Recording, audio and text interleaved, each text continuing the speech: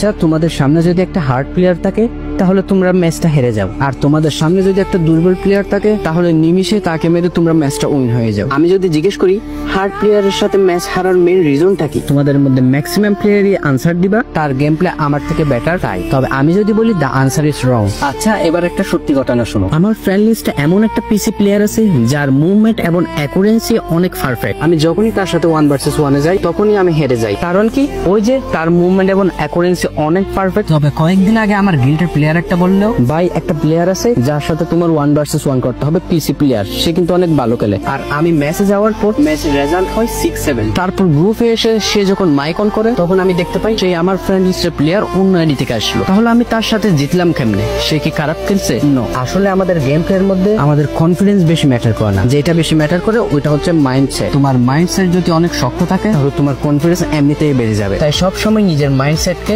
শক্ত করতে শেখো, এতে তোমার কনফিডেন্সও বাড়বে, সাথে তোমার গেম প্লেও ইমপ্রুভ হবে।